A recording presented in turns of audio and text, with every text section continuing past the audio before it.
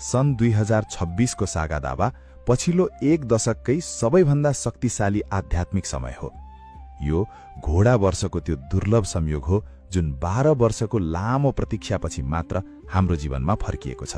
के तपाईलाई थाहा छ, ब्रह्माण्डमा एउटा यस्तो समय आउँछ जहाँ तपाईले गर्ने एउटा सानो प्रार्थनाको शक्ति लाखौं गुणा बढेर जान्छ।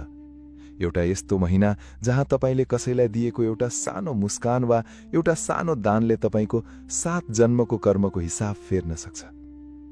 हो, हामी त्यही रहस्यमयी र पावन महिनाको संघारमा छौं जसलाई बुद्ध मार्गीहरू सागा दावा भन्छन्।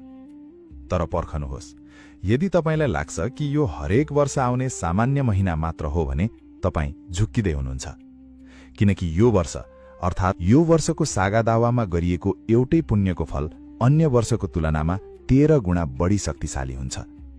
तपाई आज जे जस्तो मानसिक तनावमा हुनुहुन्छ, जतिसुकै कर्मको बोझले थिचिनु भएको छ वा जीवनमा एउटा नयाँ मार्ग खोजिरहनु भएको छ भने आजको यो